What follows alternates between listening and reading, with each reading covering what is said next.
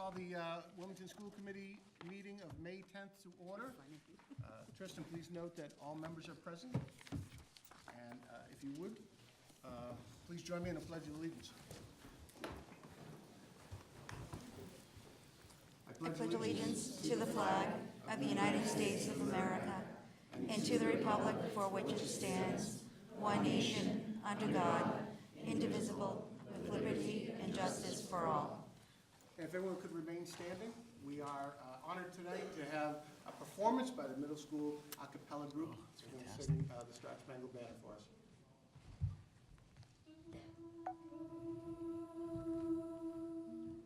One, two, three, ready, go.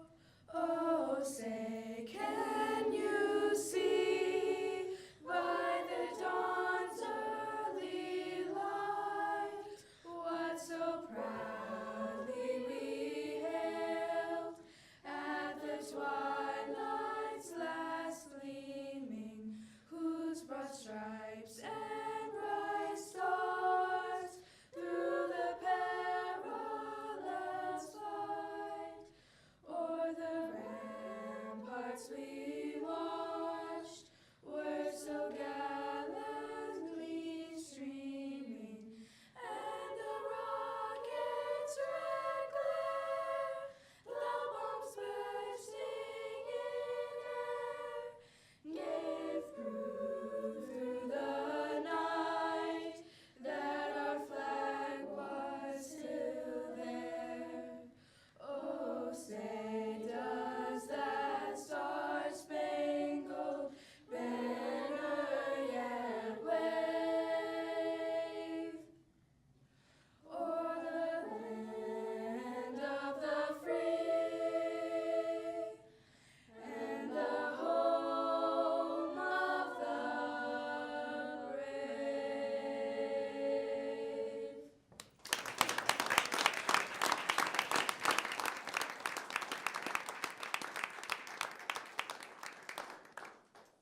Thank you, everybody. Great job. You can feel free to stay if you like. I'm sure your parents would be thrilled. But otherwise, I'm sure you probably have homework to do, so please feel free to vacate if you like. It was our pleasure. Thank you. Coming.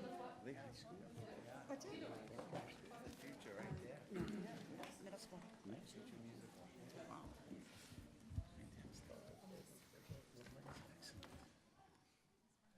All right, Sorry, spreading a out. second to clear out. Is that cool?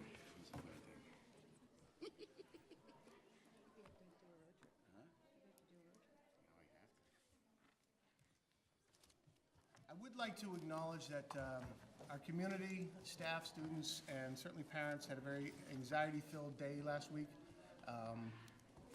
I want to thank and applaud the Wilmington school system and the police for their proactive efforts, which kept all of our schools safe.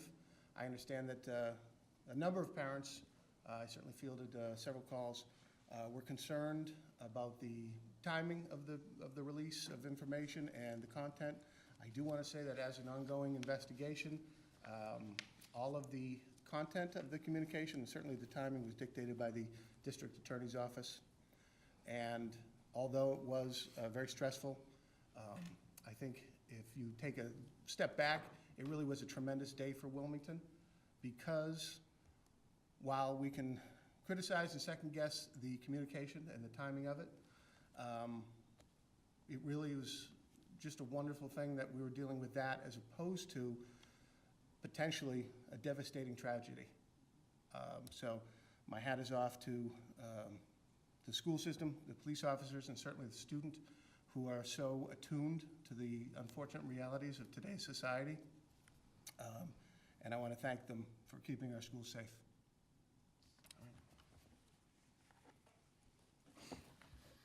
All right. We'll start with approval of items by consensus, the warrants. We'll start with approval of minutes. Public session, April 26th, 2017. I'll entertain a motion to approve. Julie Broussard, second, MJ Burns. All those in favor? That's unanimous. All right. We'll Seek a motion to approve warrants G 417, R 222, L 35, and L 36. Motion from MJ and a second from Manny. All those in favor? Unanimous? And payroll warrant 426, 2017. Entertain a motion. Thank you, Tom. Second, MJ. All those in favor? Yes, 6 in favor, 1 abstention. Peggy Kane.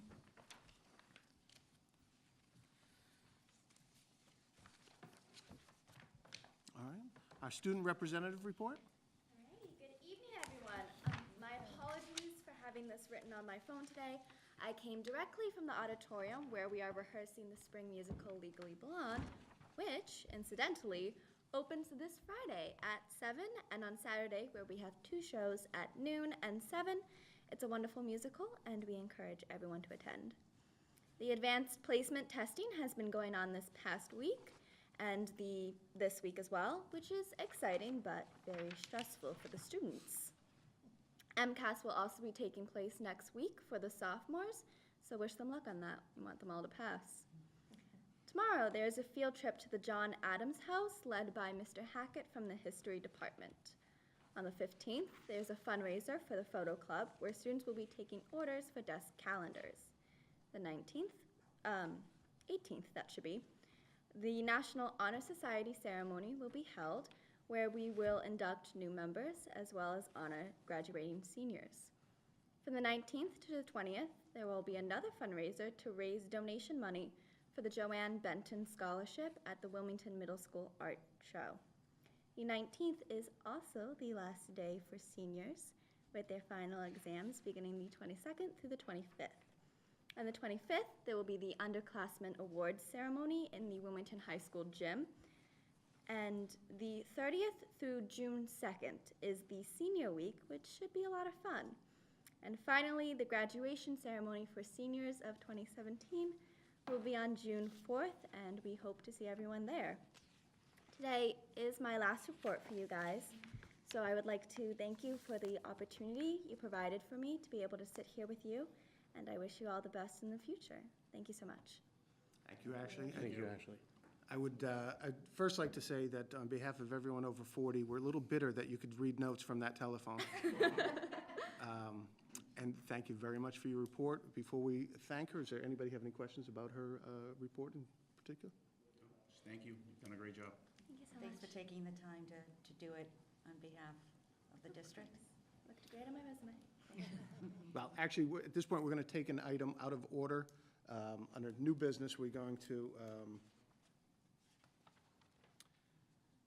recognize Ashley Bennett Kim, student representative, for her service to the school committee. So, as was commented by my colleagues, thank you so much for the time you spent. Thank you for keeping us updated on everything that the high school is doing, and for your dedication to the Wilmington school system. Absolutely. Thank you so much for having me. It was Absolutely. wonderful. Anybody else?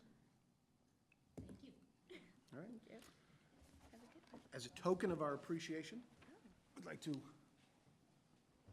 present you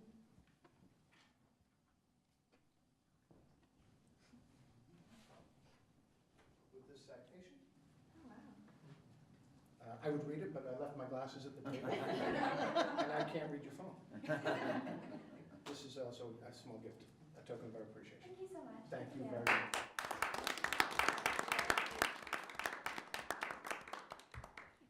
Where are you going in the fall?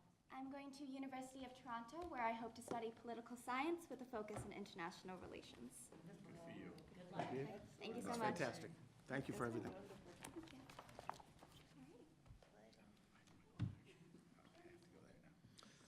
All right, under old business, we are going to now move on to the SBIRT policy, second reading, adoption, assuming our questions are answered satisfactory. I see that Doreen Crow is in the audience.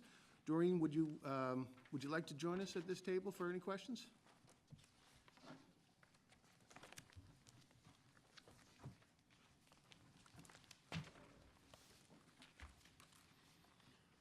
All right, I would open it up to the to the committee.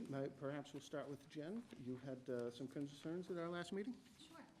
Some Hi, Tony. questions? Nice to see you. Hi. I just had a question on page 1, under purpose. So my first question was that the term "get into trouble," and I just thought it was a bit abstract, and so I asked for some clarification at the last meeting and was told that you'd be here to answer that for us. Sure, So- I'd be glad to answer any questions. So, get into trouble. So the language that we used for the proposed policy came directly from the frequently asked questions that I provided for you, and that came from Mass Espert, and they're the people that provide the training across the state for all of the school districts. So what it means is, Espert in Schools is a primary prevention program. It's meant to prevent substance use before it happens, right? So it's different than the chemical use policy, which has to do with secondary prevention, which has to do with consequences. So I think that's the reason the term is used that way. So it's not to get kids into trouble. It's to provide them with some education before the problem starts. Okay, so it actually means get into trouble, not get into trouble with drugs or Correct. use substances, or it actually Yes. means the consequences, that there would not be consequences. Correct. Okay. Do we have to, I mean, and is this language set, we have to use this language? It is not set. If you have some I'm just alternative wondering, is language. that- What are you thinking? What would you propose? I guess they will not receive consequences. Like I feel like, because that get into trouble, it seems a little abstract, and what does that mean exactly? So I feel like if people are being trained in this, they would then say, oh, does that mean before they start using? Does that mean before, or does it actually mean there will be no consequences before they receive consequences? Right. But I'm open to discussing. Further thoughts?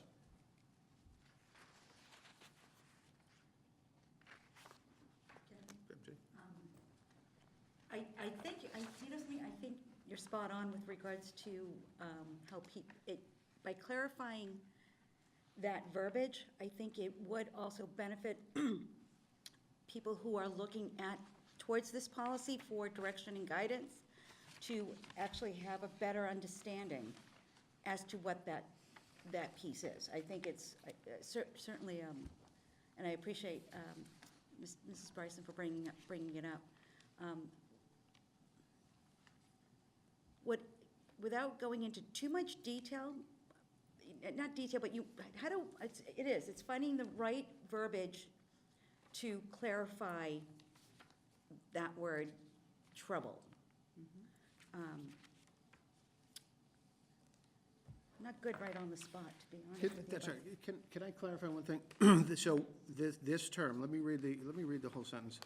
The Espert screening process reinforces healthy choices being made by students, identifies those who need intervention and education before they get into trouble.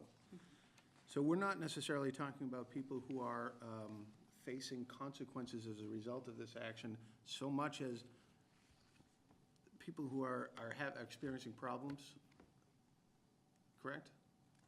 Yes.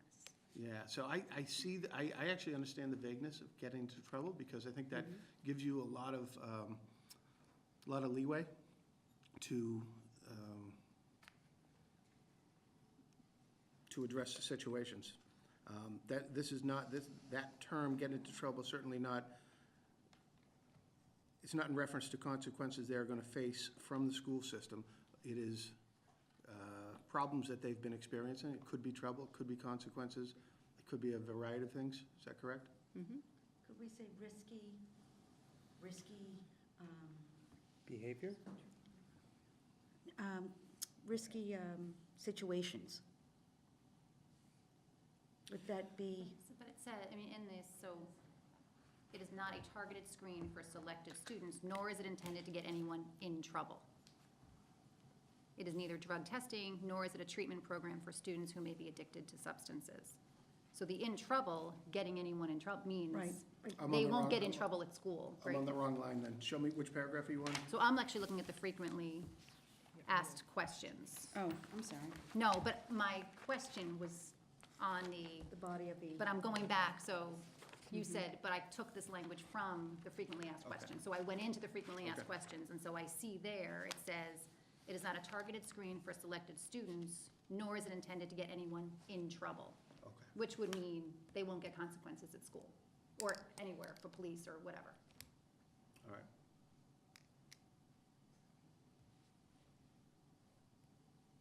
Well, I would, yes, Peggy.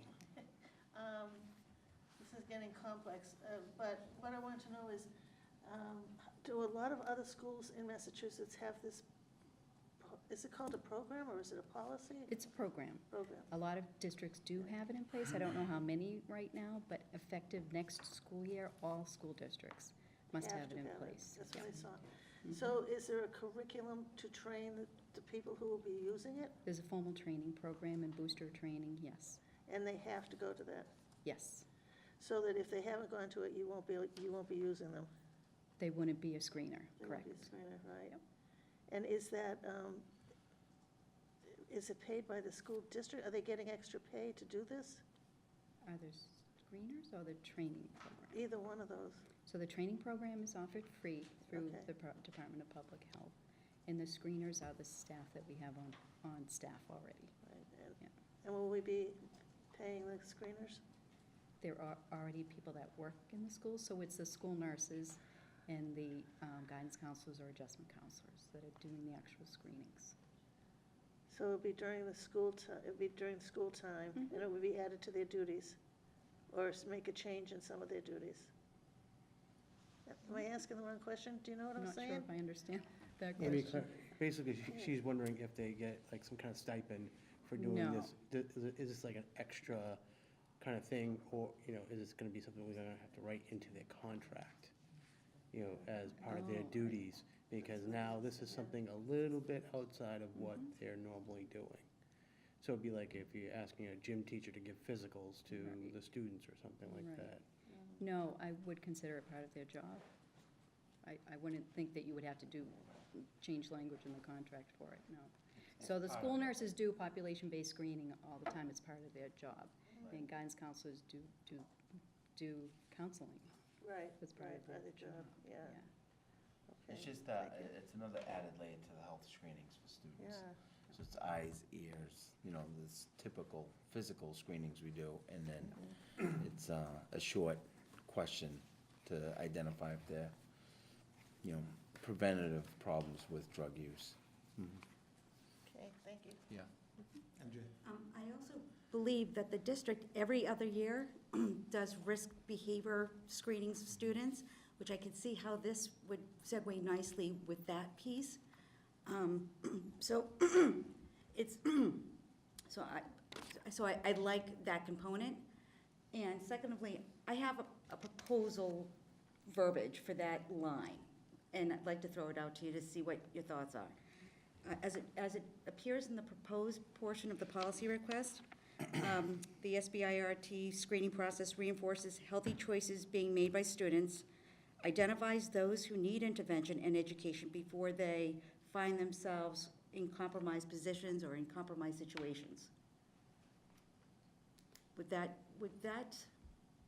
I wonder if, I just crossed it out, so I wonder if, because it sort of, it still leads to that compromise, does that, really what it means is they're not gonna get in trouble at school or with the law. So what if we just take it out and we say, the SBIRT screening process reinforces healthy choices being made by students, identifies those who need intervention and education, and provides for referral for those who need additional support or treatment? And you just remove it? it's supposed to be a proactive measure so that they don't face themselves and find themselves in those situations. And if they do, they can avert those situations. I think that's what my perspective of this is being proactive with regards to the screening so that our students don't find themselves in those compromised positions where those, whether it be peer, I don't know, maybe I'm taking it out of contact, but. I think Julie was for, Oh, I'm sorry. I was just gonna say, in the next paragraph down that's entitled Universal Screening, I think it's the third or the second sentence, it is a universal screening for all students in selected grade levels, and then it further explains, it is not a targeted screen for selected students, nor is it intended to get anyone, in quotation marks, in trouble. So I think per Mrs. Bryson's suggestion, if we remove the before they get into trouble in the previous paragraph, we still explain it in the next paragraph down, what the intention is. My personal, yes, Peggy. Sorry. Personally, I'm uncomfortable with us tearing this apart this way. I'm thinking that we still have time, right? We don't have to have We it have tonight. time. I think we should give it back to the original people who brought it to us and let them discuss it. And if they've seen the concerns that we have, and they should come up with the language. If I'm not mistaken, they is Doreen, is that correct? That's correct. I kept waiting for her to go. Talk amongst myself. Yeah. I can work with Dawn Yes. on something, so. We can wordsmith and Yeah, we'll figure do out something, what will. that's fine. I'll work with Dawn. I have a few questions, but what happens if during the screening, risky behavior is discovered? And then what's the protocol for that? How Yep. is, well, I'm so sorry. There's a process in place, so there's a scoring process to the craft screening, and when the scoring is complete, a student is determined whether they are considered at moderate risk or high risk for risky behavior, and then a determination is made on whether the conversation is continued, and then a determination is made on whether they need an internal referral. And so if it's the nursing staff, they would refer to guidance, and then guidance would pick it up from there, and then the rest of the process would continue to see if they needed further internal referral, which would mean to their guidance to the school psychologist or the social worker. And then the next step, if the problem were really big, and someone needed an outside referral, that would happen, or crisis intervention could happen. So we'd call advocates. So at what point would like a parent be notified, like if it was a drug issue, or say in a case of like an eating disorder or something like that? Yep. You know, where does that kind Yep. of come in? So if there is risk of harm to the student or someone else, a parent would be notified immediately, right from the very beginning. Yes. Peggy? Is a lot of this something that we already do in our system, and is this filling a gap? Is it just another something that came from the government that's telling us we have to do this? Or because of the things that we're talking about, it seems to me we definitely, through guidance and through your work, we've definitely touched on these things. Right. We haven't had any type of program like this in the past before. We've had educational programs and assemblies and speakers come in, and the mandatory pre-prom program, even implementing the YRBS survey, but we've never done a program like this before. But we have touched on, you have touched on, I just want to recognize the fact that you do such a good job for us. And you've touched on all of these. I remember Yep. different items here we've talked about. And so yeah. we were early adopters. We chose to do this 4 years ago. Yeah. And Joanne Benton was on board with it. It's sort of was the next step in the process for everything that we had been doing. So it made sense to start it when we did. Right, Yeah. that's great. Thanks, thank you very much.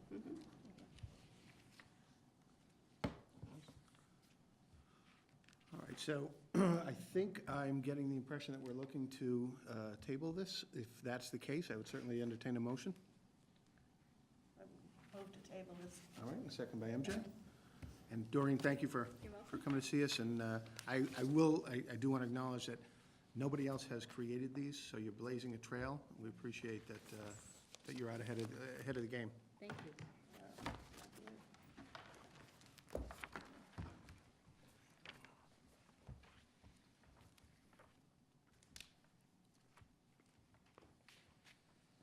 All right, at this point, you know what, actually, I went out of turn there. I do have on the agenda a superintendent search update. We actually had originally planned to have an executive session prior to our meeting. I was hoping to have some news that I could make public following that, but to accommodate several members, we're having our executive session following this meeting. And I certainly do hope to have some announcements following that. I will say that is certainly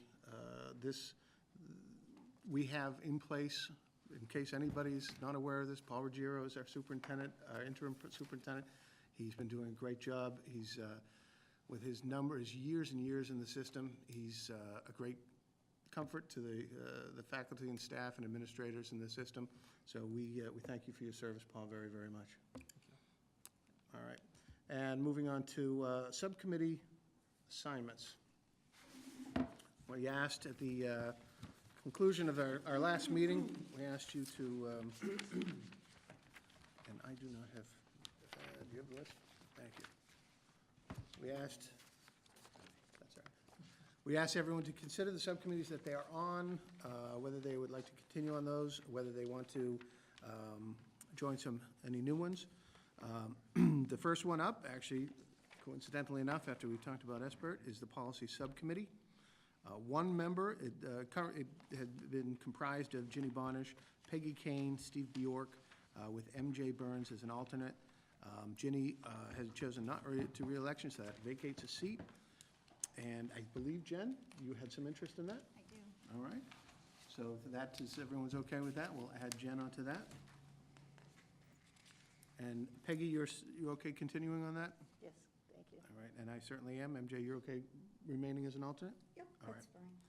The Sick Bank Subcommittee currently is comprised of myself, Manny Mullis, and Peggy Kane. I am certainly okay with continuing my service on that. Manny? I'll continue on it. Peggy? Sure. All right. Superintendent Evaluation Subcommittee currently is comprised of Julie Broussard, Peggy Kane, Steve Bjork. And I understand that Jen had some interest in that. I think There were an opening, yep. Yeah, well, I think your background is outstanding. I've done it for several years. I'd be happy to step aside and let you join on that committee. All right, Thank you. Is there anyone else who had any interest in getting involved in that? Was I on it? Yes. I'd go off that one for now. Yeah, I'll go on it. All right, so we will take Peggy off, and Tom will join in. Very good. This is going swimmingly. All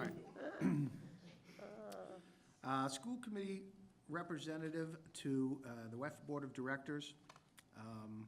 Julie had served on that. We've had some communication on that. It is a non-voting member of WEF Board of Directors.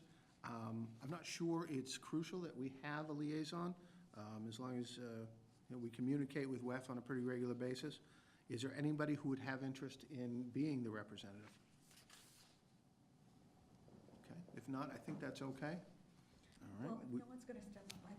I'll try to finagle it, only because I just think... That sounds like quite a commitment, MJ. You sure you want? Well, no, I just have to say, because they really think out of the box to try to raise money for items that support our students and our staff, especially in their learning, and broadening their own, our educators' own experiences that they can bring into the classroom. And I just think it would be good for them to support them in their mission, in that I mission. couldn't agree more, and I certainly didn't mean to imply that in any no, you way, didn't. shape, or form, the school committee Not at was backing off of its support of WEF. I actually had a brief conversation with the president and asked him how he felt. He was okay with us not having a representative, but if you I'm are... sorry. No, not at all. But if you are... I didn't mean to think- infer anything other, so. Not at all. I think if you would like to be that point person, that would be great. Okay, sure, I'd be happy to, thank you. All right. School committee representative to the WPS Wellness Advisory Committee. Currently is Peggy Kane, MJ Burns. Peggy, you still? No, actually, I was no, thank you. No offense, Mrs. Stinson. My friends would be so excited. I'm learning to say no. Yeah, it's too much. There's something else I want to do on here too, so let's go. All right. And I'll back him up. I didn't think you did, right? Yeah, I was backing up MJ, so I didn't. Somewhat, but there's other ones that I would, Okay, all right, because you know what I mean? we had kind of gone over this as a new member. We talked about this, so I couldn't remember if that was one of the ones you... All right. School committee representative to CPAC. Currently is Peggy Kane and Ginny Bonish. Ginny, obviously, that seat is vacated. Is there anyone who'd like to step up and you would like to be? Perfect. All right. Is anyone else? Peggy, you okay with staying on that? Yes.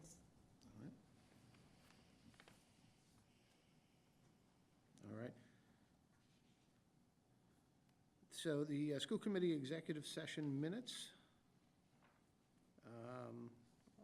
had been previously done by Julie. Held by the, yeah, okay. All right, so I will take on that. Good luck with my handwriting. No, can I just explain that one? Certainly. You just read them back, it's like 3 or 4 times a year, go through them and see if they could possibly be released. And if there are things still there, normally the things that are still there and they cannot be released is because there would be negotiations, tips on what we were thinking, and personnel issues, which can never be released. So that's what the chairperson does, and you just go through them and see if there's any. Thank you. And in all my time that I did it, only one was able to be released. Yeah, so. Yeah, okay. School committee representative to the high school building committee. I spoke to George Hooper, who chairs that committee, and that is no longer needed. School committee legislative representative is currently held by MJ Burns. MJ, would you like to continue that service? I'd like to. Very good. School committee handbook protocol, currently Peggy Kane, MJ Burns, Manny Millis. I'm all for it if, Okay, Yeah, I'm fine staying with it. Peggy? Yep. All right. Contract negotiation team with WTA, that is no longer in session, but we will need to create one for the food services. You also put WTA that's going on currently, that's Yes. you and MJ. That's, yeah, MJ and myself, yep. But for the food services, do I see anyone who would be interested in helping with the contract negotiations with food services? Peggy? I'll do that one, yeah. All right, do we usually have one more person? I thought I had you. Looks like it'll be me. I didn't want to jump on it if somebody else wanted it. Sorry, Steve. Not at all, not at all. All right. All right, Town Master Facilities Plan Committee Representative, that was held by Ginny Bonish. We do need somebody to step up for that. Tom? Okay. And School Committee Family Communication / Relations, this was a subcommittee that we had formed last year. We never really got it off the ground, but I think it's a great concept, and I'd certainly like to see that go. I know that Julie had some interest in that. Jen? Since I was the one who raised the issue last year, and unfortunately we had things go on, so Sure. we weren't able to get it So- started. MJ wanted to be involved in that?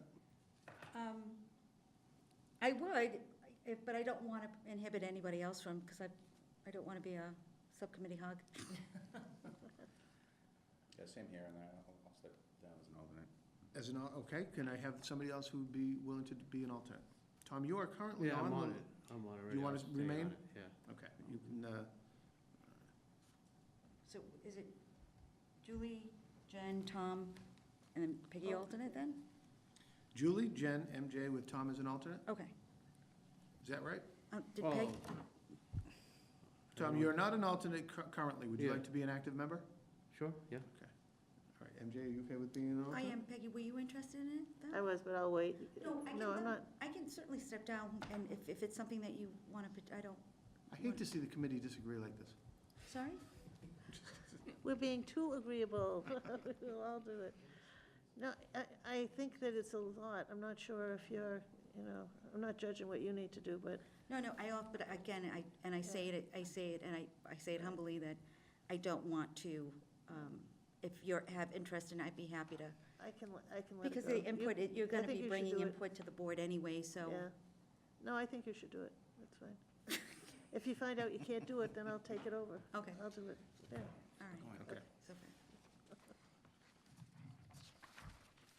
All right. That concludes our subcommittee assignments.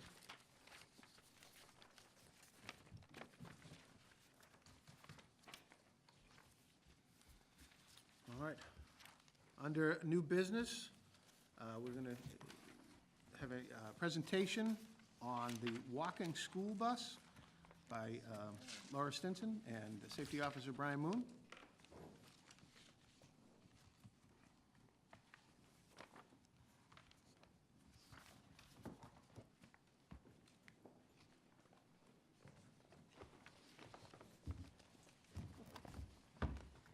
Well, first, good evening, and thank you for inviting us this evening to share with you.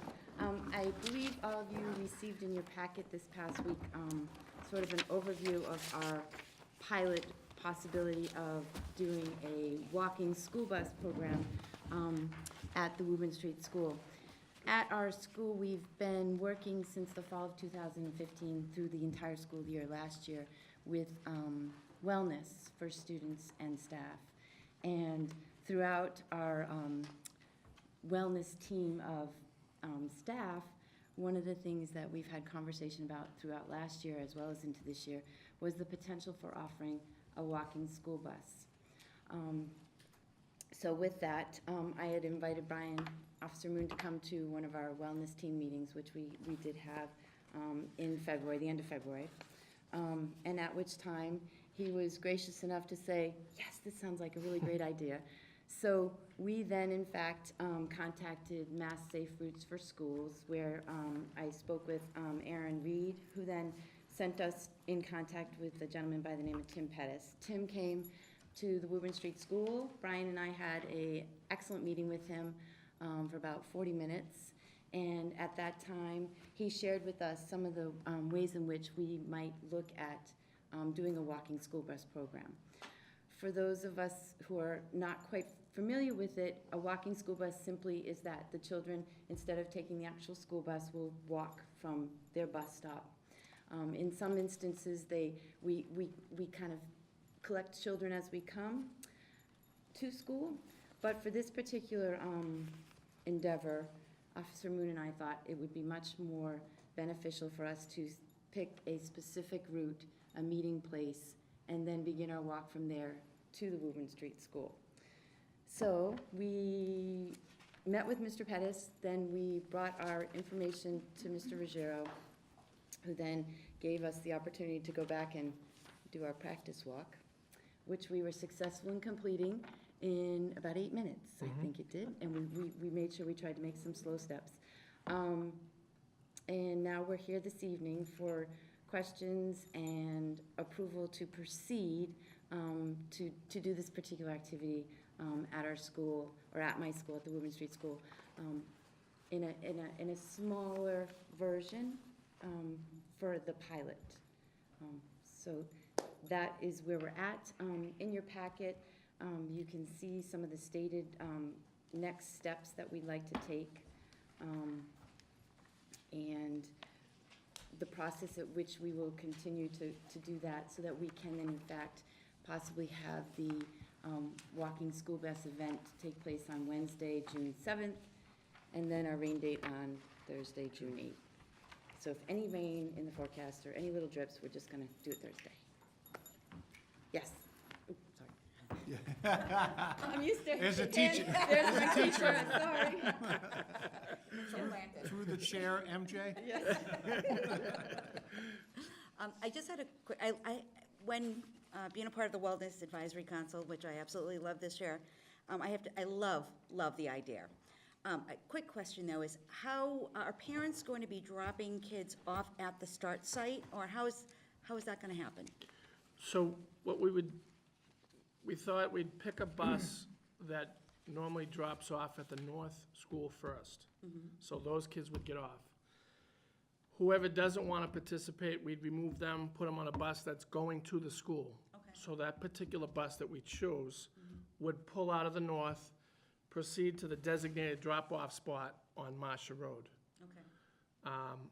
And then we'd get the bus out, and it would go on to its next run. And we figured we'd walk, from there. Okay. MJ? Yeah, Manny? I think it's a great idea. I mean, we all walked to school when we were little in the snow, bare feet, you know, up a hill. Right, so- I know Steve and I did. So I just have a question for Officer Moon. Can you talk to the safety of Sure. walking in traffic and everything else in the morning? Right. The reason we picked Marshall Road, at that particular time of morning is really not a busy, it's a residential neighborhood. So I'll have, there'll be myself and 3 other officers. We figure we put a car in front, a car in back, and 2 of us walking. So anybody that would be using Marshall Road at that time would see us, obviously, with the lights on. So this being a pilot, what is your, The goal? yeah, the goal? What's, Right, so, we wanted to sort of just kind of get the idea thought out there. And then in the fall, we'd have to begin a much more comprehensive action plan in putting something else into place. One of which I believe would be to survey parents to see if there is an interest in doing something like this. And then looking to see if, what route we might want to take. For example, we might look at doing a walking school bus along Woburn Street where we know in fact there are sidewalks. And we can pick up students, and then if there are parents who want their children to participate in that particular walking school bus event, we can have designated drop-off areas. And then everybody can come into school together. So again, it would take much more detailed orientation and specific planning and looking at the map and who will be in that particular area. Mass Safe Routes for Schools, they offer an opportunity, or they offer us a program where they would actually come out and do some mapping and identify where children are in a potential route of walking to school.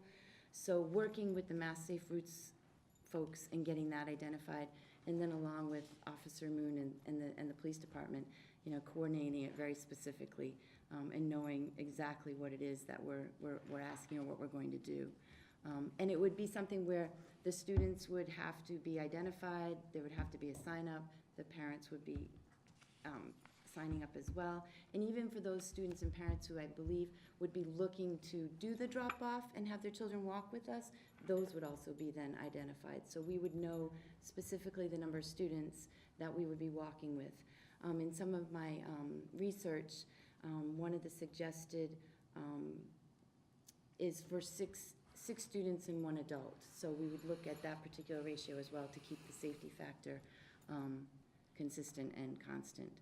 I know right now for the June pilot potential program, I already have 7 staff members from the Woburn Street School who are part of the wellness team are going to be participating with us with upwards of 2 additional people. So we might have 9 teachers and 10 children, I don't know, and 4 police officers, I'm not quite sure, but, I do believe that if we have this event this June, at the start of school in August, beginning of September, we would begin the process of really specifically looking at how we might implement it so that it's, 1, done safely, and 2, the children themselves are gaining a great experience, a great social experience, as well as a physical activity and wellness piece, so. thank you. Yes. Just a quick one. Is the expectation that this could be rolled out in the other elementary schools as well, and how is that going to look like? I think that will take some time and some working and identifying how that might occur for the different schools. I know Shawshene has a much more difficult, path of getting in and out of their building. And looking, the West might be of some potential, the Boutwell, those sort of schools. And again, it will take, I think, a good school year to research that process. Right. I would like to say myself for the Woburn Street School that we do this pilot potentially in June, and then if we can at all possibly have something happen the mid to late October before the snow might fly, and then do another one in the spring. So eventually, I'd like to see it something, as you stated, doing a district-wide, where each of the schools have a walking school bus day, maybe in the fall and in the spring. So it wouldn't be something specific to every month or every week, but that it would be something that we would, as a district, be involved in that regard. Thank you. Yes? So this isn't something that you're looking to do like on a daily basis, it's something to do like once or twice a year to have them walk? Right. There are districts in the state as well as across the country who have these programs, and they are ongoing daily within their districts.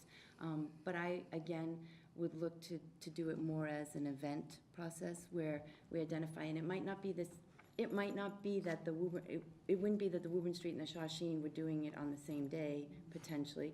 It might be that we do it in the same week and alternate days. Again, it's all a logistical process that we'd have to really look at and make certain that we're doing the best that we can to provide opportunities for the children as well as potentially the parents, if they're interested in it. Anyone else? So I would just say, I love this idea. Quick question, you mentioned one bus. Is that what you're starting with, or is this not for every student in the school? It's one? For this one- fall, yeah, Right. for June, yes. this pilot, it's gonna be Just to one. see how it goes. Tell us a little bit, Art, I think we have an idea of what this is, but for the audience at home, tell us about the stencils. What are the kids? So we This will makes it fun. receive, right, we'll receive from the Massachusetts Safe Routes for Schools a stencil where we'll be able to have the children actually do a cutout of a school bus, and we'll actually mount it on some sticks, so we'll be walking down the street with our walking school bus. They also provide us with some spray chalk as well, so I actually have seen that very creative people have actually a few buses that they've actually used the chalk in the roadway as well. So as long as it doesn't rain too many days before, that might be something that we can also do. I just think that, again, I know that it would be wonderful if we could do it for all 412 students. I just think that just to sort of begin it was why we just looked at keeping it in a small little contained sort of space. And one of, obviously, my biggest parts of who I am is, making positive experiences for children and providing physical activity for children. And I've been fortunate to do that through the Wilmington Educational Foundation with our, just recently doing our Wilmington Healthy Actively Moving event in April. So this is just one more opportunity and activity for children to gain some physical activity movement. At the Woburn Street School, we have Officer Moon and actually Chairman Bjork were witnesses this morning of our Moving in the Morning program. We've been, since January of 2016 at our school building, we have a, combined with our morning announcements, we have children throughout the entire building doing a physical activity movement to some music going over the loudspeakers. So Mr. Ferrio has been sort of at another building for a few weeks, so, and my schedule hadn't allowed it for me to get down. So anyhow, we're back into business on Tuesday with Mrs. Palermo kicking it off with Mrs. Stinson. So we were back into our rock and roll moving in the morning every day. And the kids were like, yesterday, they were like, yay! So I have to tell you, I've known Brian Moon since we were kids, and I had no idea he had the moves. The Thanks, dance moves Steve. that he had. I used to wobble Wednesday today. That's right. Yeah. Any further questions? Yes. One question. Has there been any communication with other schools' wellness teams? Do they know that this is happening and? So last year when I undertook the Department of Education's mass school wellness teams, I did it just within the context of the Woburn Street School. And then eventually the goal would be then to do that programming at other schools. I actually met this morning with Mrs. Crow and food service director, Mary Palin. And so we were actually having that conversation, and one of the thoughts that we had, the three of us, was to look at how we might be able to get a wellness advisor from each school building to begin to kind of get our own team so that we can, so that I can disseminate some of the things that I've done within my building. Again, I think it becomes very challenging with different starts of school time, different, it just becomes challenging to be able to get all of the thoughts and ideas that you're doing in your building. Everybody's doing different things, but it might be beneficial for us all to come together in another subgroup of wellness teams for each of the schools. I currently, right now, to my knowledge, I think our school, the Woburn Street School, is the only school that has a formal school-wide wellness team. And we can, and in my opinion too, there are more things that we can do in our school to include our students. And one of the things I'm already thinking of is how can I incorporate them into the Moving in the Morning program, having them be the music selection helpers and okay, what do you want to do, boys and girls? So Mrs. Stinson's not always creating it. So some of those things, but I think then the next step, potentially in the fall, would be able to look at how I might be able to share some of the things that are happening at my school with other schools as well. Thank you. Yes, thank you. Any further discussion? Yes, Peggy? I'll just add that if you had done this 3 years ago, Mr. Moulis and I would have been more happy. They loved you, the kids, they love you so much, and you're always coming up with new things and wonderful ideas for them to make health and phys ed and everything so important to them. So thank you for what you do. Thank you very much. I also have to give a quick little shout out to the Wilmington Education Foundation. I've been very fortunate for a few years previous. And the Wilmington School Business Partnership, they brought to the elementary health education classrooms the stability balls that the children sit on during health education class. And then last year I was fortunate to receive a technology grant in which my third grade students are currently using pedometers for each of their physical education classes. So they are elated and thoroughly enjoy that opportunity. In many cases, the students in my classroom are getting to 2,400 steps, which is about a mile. And so they're just, it's really exciting. And it, again, great thanks to the WEF for that as well, so. Seeing no further discussion, I would entertain a motion if anyone would like to offer a motion to approve. Manny? Motion to approve the walking school bus pilot program? All right. All in favor? That's unanimous. Thank you so much. Thank you. Thank you. Good luck with the first one. We're really excited, so thank you so much. Yes, we'll try and remember to get some, what is it? PR, take pictures, get some, so we can share it out. Thank you very much. Thank you. Do you want to introduce this next item? Thank you. The facility master? The next topic is the Facility Master Planning Committee combined town hall, school administration building discussion. The committee wants to have a combined meeting between, with the school committee, the Board of Selectmen, and the Finance Committee to talk about municipal facilities as part of the Facility Master Planning Committee. As you're aware, the schools have already voted on, and the Facility Master Planning Committee has agreed and voted on as well, the choices for the schools. This is more municipal facilities, and as part of that, we have the school administration building. And in your packet, there's a memo, and this is really informational at this point. I'm not sure. They're looking for sometime in June to have that combined meeting, but I just want to get you this information.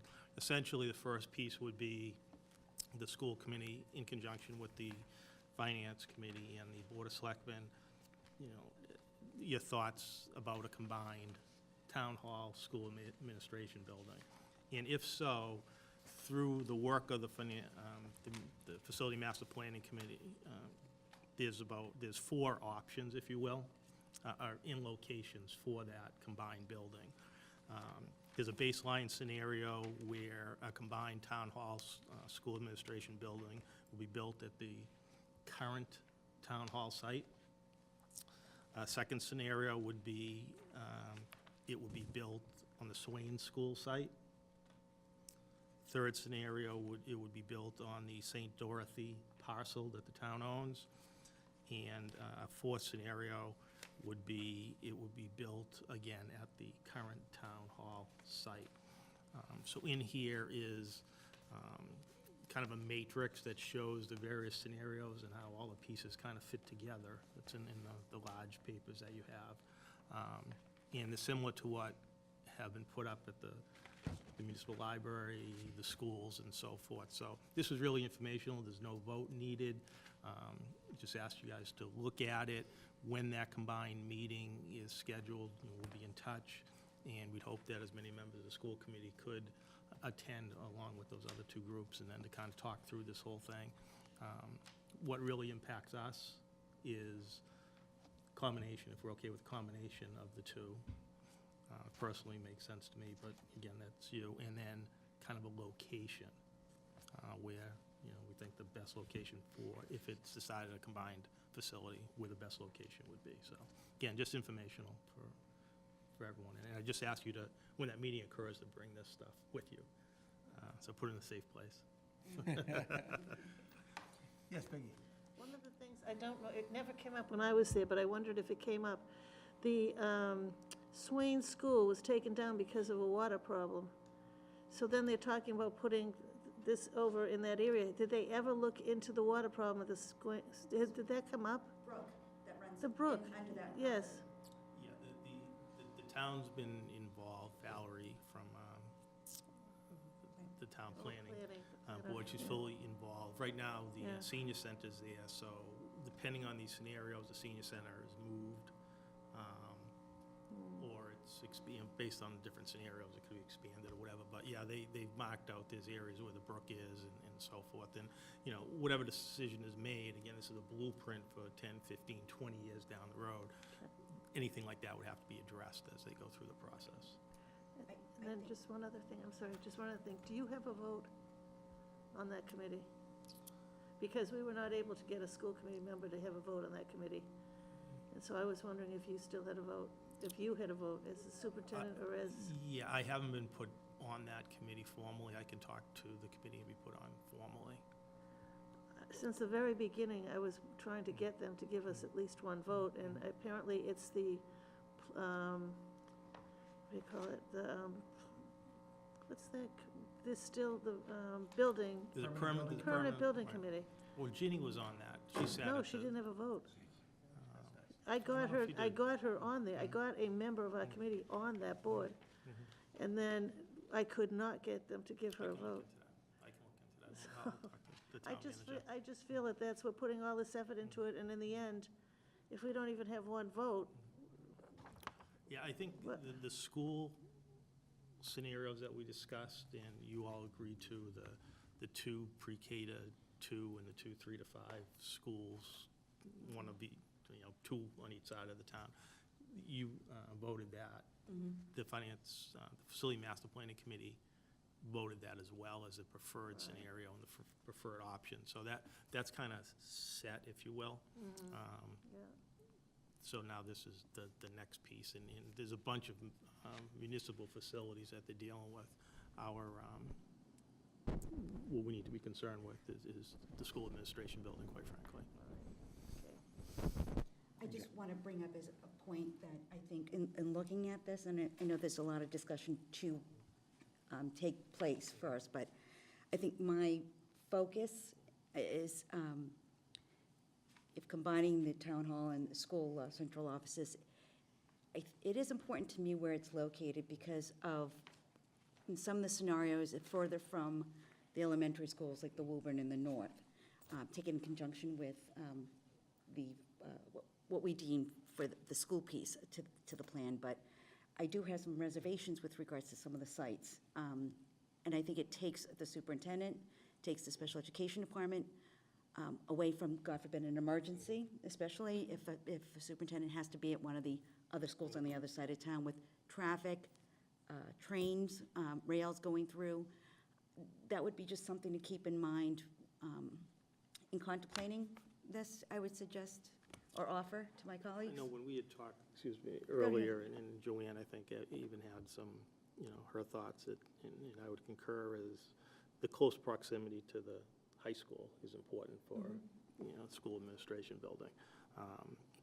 We'd always talked about that, and kind of that's in the center and so forth. And not to, I mean, again, this discussion is better suited when we all are able to meet together, but I think it does tie into the kids in our community, is that some of the proposals, and I just say this as a preliminary concern, which the Swain Hill is a trademark of this community, especially for the younger toddlers sledding there in the wintertime at the senior center, as well as I am concerned with the impact this causes to the other traditions that Wilmington very much values, with the 4th of July committee and the commons use with, and then parking for the high school as well. Those are just some things I'm welcome to have that discussion. And I would just say, it's my understanding from the information that was given to us when they presented to us, that they can fit this on that site and still accommodate the 4th of July activities, still accommodate student parking. And if that is the case, I certainly, I would absolutely be leaning in that direction. But these are good questions when Yep. the combined meeting, I think, yeah. thank you. Okay. Any further discussion? Thank you.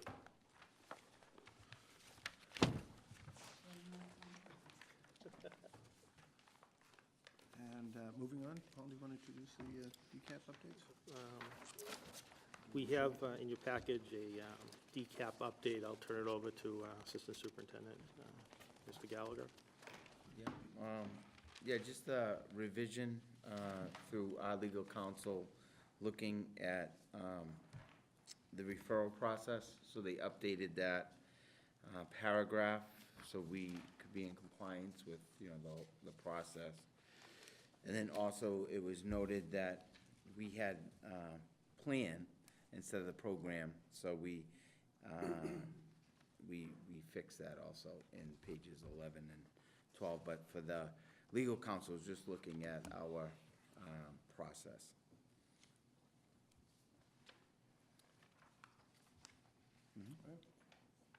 Yes, Peggy. That's all right, thank you. What's the source of this report? Because we have the DCAP. middle of a, That's, it's in the, what is it, science, science, is it the special ed? yes, special education, correct, the referral process. It's also, as, remember, our last time, we discussed the coordinated program review with a lot of our documents on both the civil rights side and the special education side. So, as we go through this process, especially coming into next year before the visit, we may have to tweak some of our policies to, to be up to date and in compliance. So this was one area that they noticed, and we kind of tweaked it. The one thing I didn't quite understand was the staff member on the very first page there, that the designated staff member, were they talking, is this talking about the second grade teacher, the third grade teachers? Some of them are going to be designated to? And then they Yes. go to special ed if that designated, if that group wants to Primary send them. responsibility, right, Right. for ongoing communication. So that's really like, you're gonna have like a liaison that's gonna be in touch with the parents as the process goes through Do we from do each that different now? school. We don't do that? No, we should be doing that. It just kind of just gives us the entire process of, the whole special education referral. So you have your success plans when students aren't making effective progress, team meets, you add the DCAP accommodations and regular education to provide the accommodations so the student can have some academic success, and it's like a process that if they're still experiencing difficulties and they're not, I mean, you remember the, I do, but I also remember sometimes that those, if I was a designated teacher, I didn't have, like, if I was to MJ, and she'd be in somebody else's classroom, and I didn't have her. So I hope Right. we don't do No, any of no, that. it's, it's a definitely a point person that's familiar with the child and the families that would be reaching out to the parents. Going back to the designated communicator of this piece, is there going to be a designated person for each grade? It's as we know, like, Or is the teacher going to report to this designated person who will then reach out to parents? so as you go to so you could have the classroom teacher could be the designated person working with the students and the parents. You could have, there's different people within the school, so whoever the designee is, whoever has a relationship with the families is gonna be the one that's gonna be the liaison. So Well, it can. wouldn't the teachers always be the first, if a student is struggling, then they would be the first to identify those struggles? Correct. And then they would, and to whom would they go to discuss a possible DCAP? Would go to, or it all ISSP. depends on what level, but if the student's not making effective progress, then the teacher would reach out to the team. So it could be a grade level team, could be a guidance counselor, adjustment counselor. Because the concern is a lot of times to parents, especially with the Common Core and the curriculum associated with it, will start reaching out to parents saying, he's struggling, that discussion will ensue, and because the DCAP won't prohibit parents from requesting Sure. a And you wouldn't want any. delay.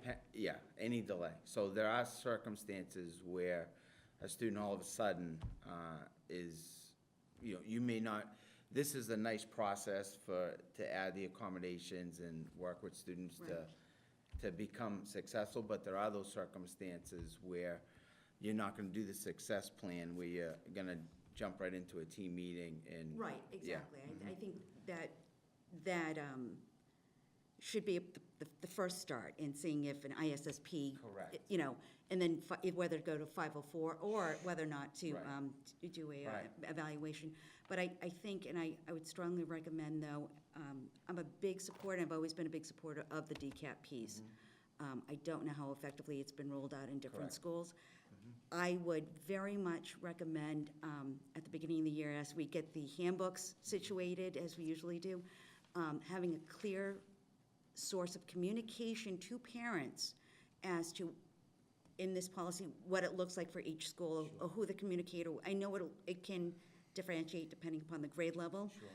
But for each handbook, maybe that's more appropriate, just listing who the designated person would be, whether it be your child's teacher or guidance. And that's, and coming into next year, I think that's one of my goals, is working with the faculty in all the different schools to have them, obviously a lot of teachers are making these accommodations through the DCAP, but also in the beginning of the year and working with our new support service director on, really. Communicating that to everybody.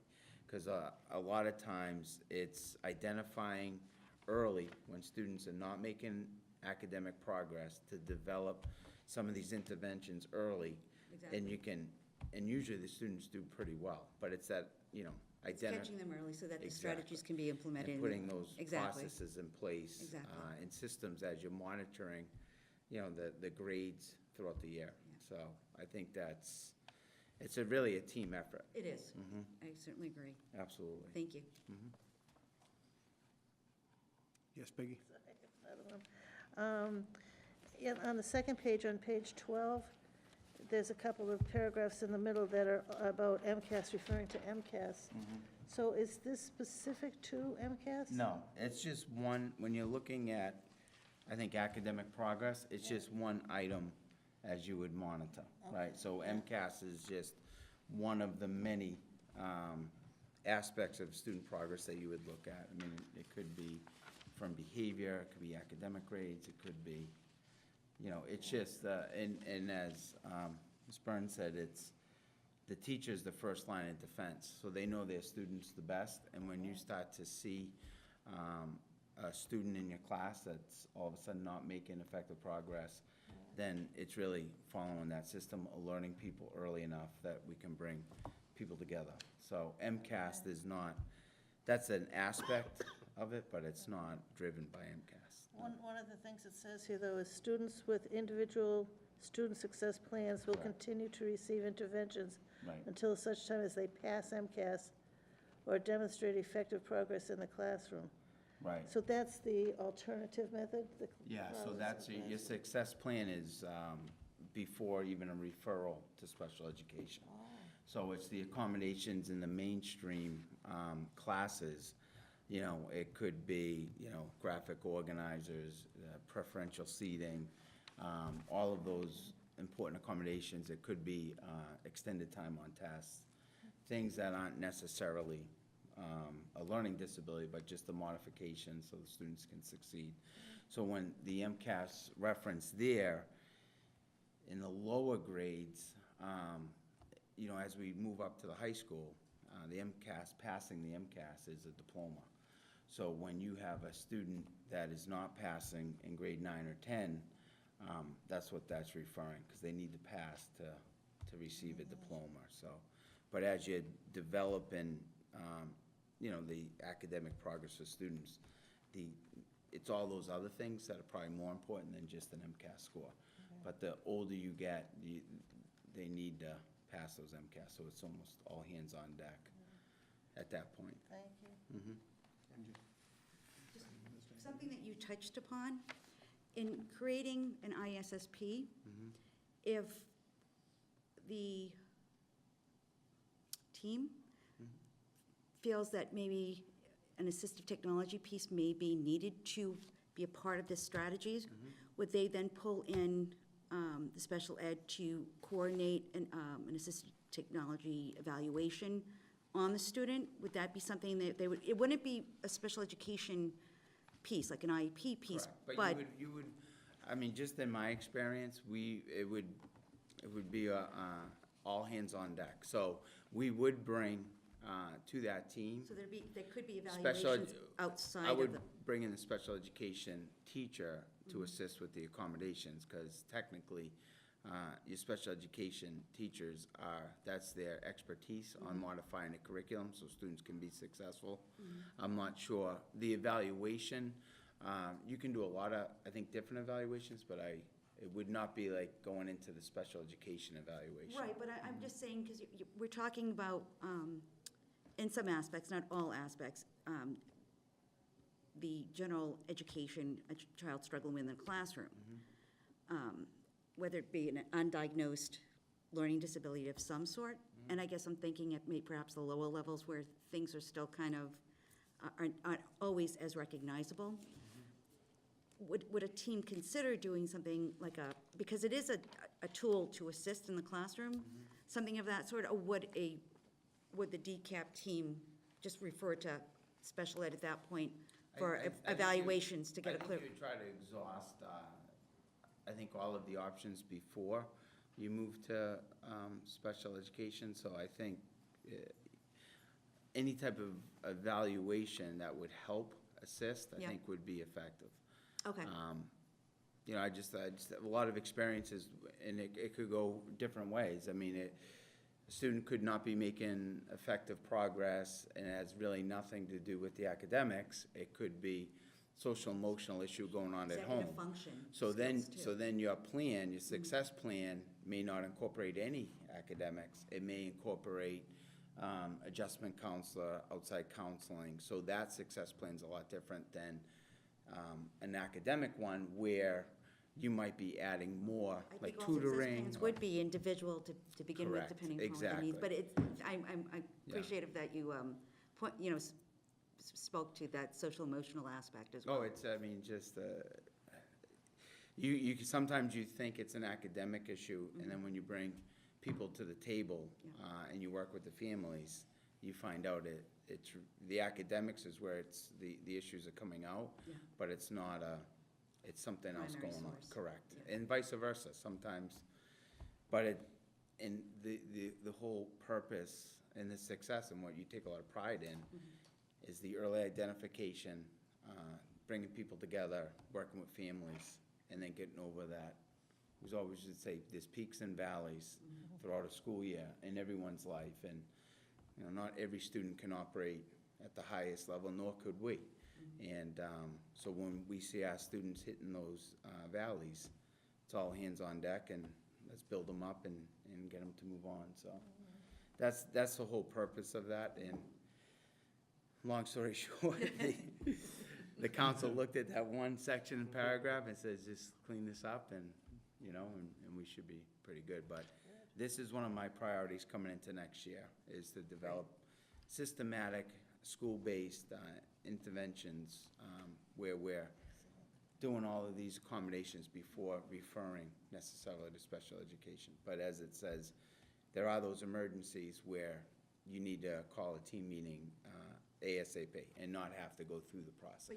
But you also have that aspect in here, that you can also, your parents and/or team can also start that process of the evaluation in the process of creating the ISSP. Great. Thank you. Sure, and there was one thing, I think we may have identified a typo. Under special education evaluation referral, this last line of the second paragraph. Depends on which version you're looking at. I've got it on page 12. It also is in the original copy, page 11. The last line reads, an individual educational program. Should that be individualized educational program? I'm sorry, Yeah. individualized education program? Program. It should be program. I Okay, think the but- original was plan, right? Was it individual Yeah. or individualized? I Which can is take a appropriate? look. I think it's individualized educational program. Is it educational or education? I'll find it for you. Calling on an individual education Education program. program, education I think it's educational. program. Let me just see it. I have it here. All of these papers. It's individualized. Individualized, yeah. It is. So but- just that minor thing, the Yeah. individualized and instead of educational, education.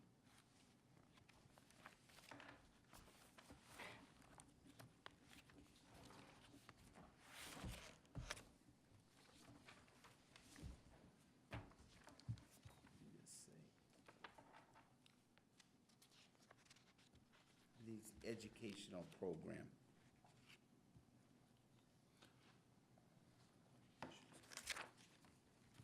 I can, if you want, instead of, I just want to triple check it. I think, Yeah. that'd be great. I can get back to you on that.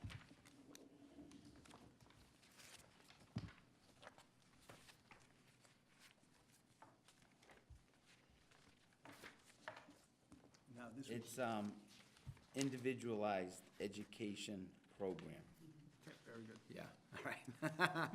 We have like 4 versions of it I know. over here, so, yes. For the record. For the record. Perfect.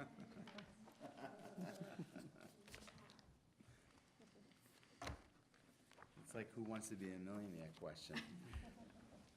And Paul, if I remember, this is FYI, this is not for a vote, is that We correct? don't need to vote on this, or do we? No, No, right, yep. it's just making committee Change, aware. yep. Yeah. All right, our next order of business is the Wilmington Public Schools physician appointment vote.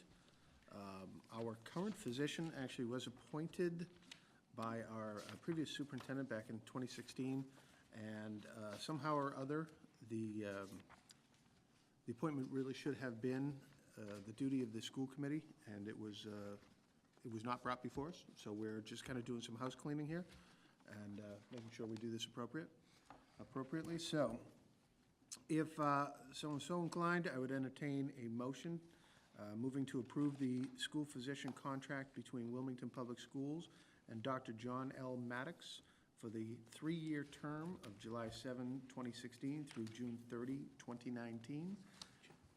I have a few questions about this, because Absolutely. this is the first time I've gotten to see this. Along with the rest of us. Yeah, I'm not ready to approve Yeah, you know what, anything. I'm sorry.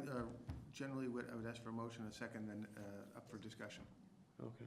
But we can have discussion beforehand, that's fine.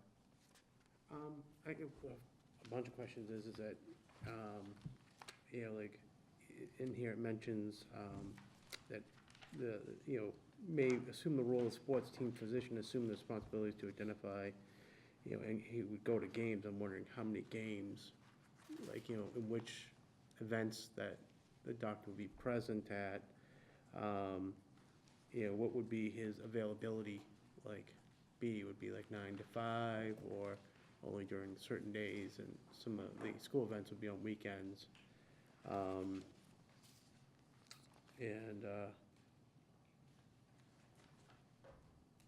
The other questions I had is, it doesn't mention anything about a quarry. It mentions, he's got to be board certified and things like that, but it doesn't mention a quarry done by the school.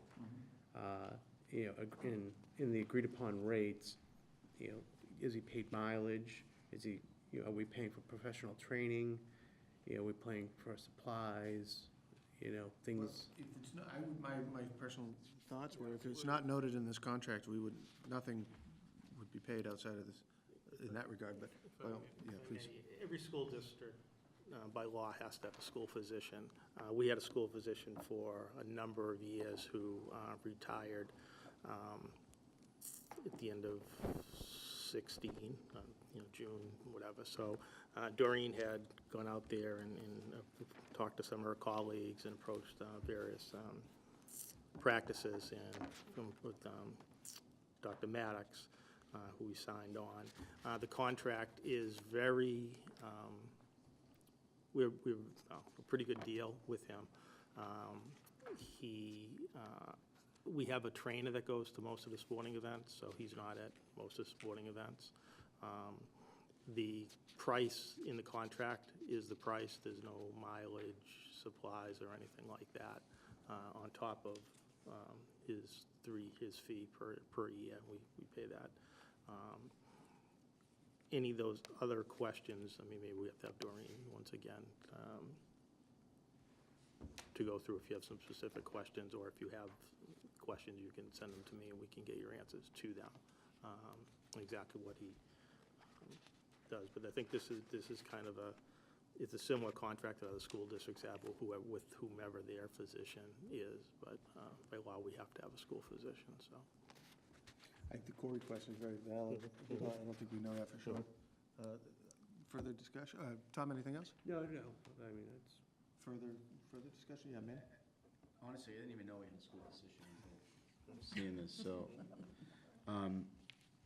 Paul, can you tell us how often is he around? What active role has he been taking since signing this contract? Yeah, I know that, I'd have to honestly defer to Doreen on some of this. I know she's worked with him closely on, I think, Espert he was involved with when some of the other policies that we have done. He does do physicals for students and so forth, but I can kind of have Doreen clear. I can add with Paul, he is actually an active member on the Wellness Advisory Council. And I have to say, his input, it's refreshing to have him a part of that group for his insight. He is a pediatrician out of quote me if I'm wrong, I think Wilmington, the Family Pediatrics on Salem Street. And he was here at our previous school committee meeting in the stands as well. And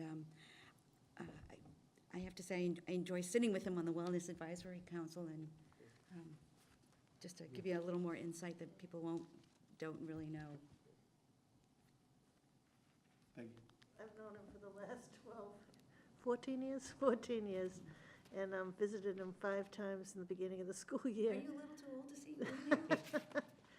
He's an excellent doctor. He's really a really nice person. He is. So I can't imagine him not doing what he's signed up to do. I can't imagine him, So No this is something reservation. the school committee normally had? Yeah, the last position we had, 1960, 70, yeah, I mean, it was been the same school position for many years. This is the first time it's come up in a Oh. while. Okay, that's why I'm, And by law, we have to have one, is that correct? Yes. all right, thank you. So, no further discussion.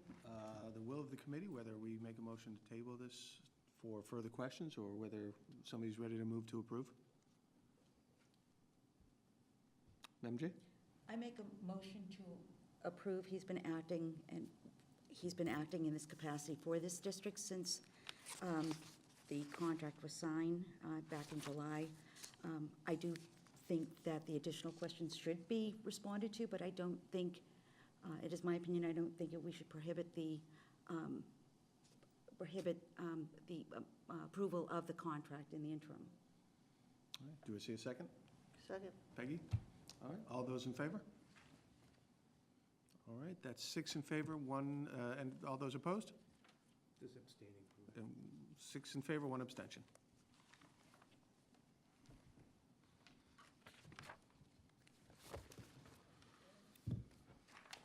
All right, this is a rather fun topic for the students.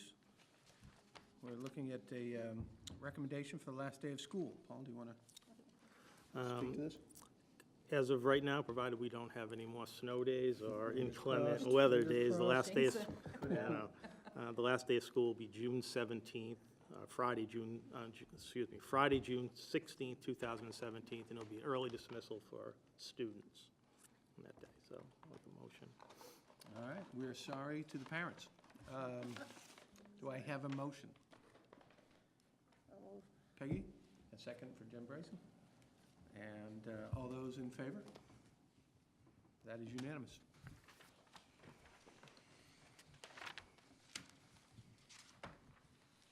All right, and Paul, if you would take us through this as well, the SEAM FY18 budget? Yep, in your packet, you have the SEAM Collaborative FY18 budget. This is for information only. You do not have to vote on it.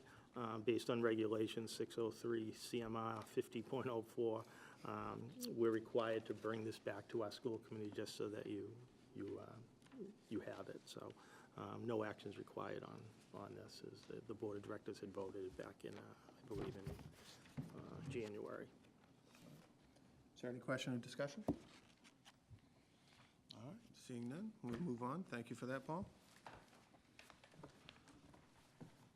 All right, and we move to public comment.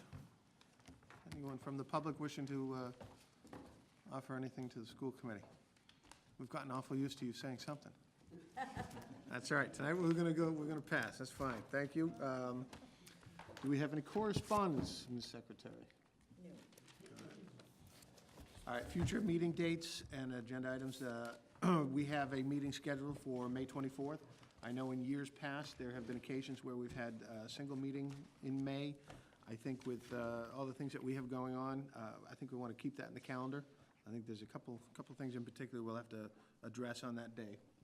And then June 14th is, yes, Peggy? Would the CPAC be able to give a presentation on that day of their year's events? So you're asking me in public, so I can't say no? Yes. No, I know you'll say no. If they need to go into June, For which one, June 14th? oh, June 14th. Would they have would they want to, did they specifically ask for May 24th? That's where they started out, and then I wasn't sure we were going to have the meeting, so, Uh-huh. yeah, May 24th or June.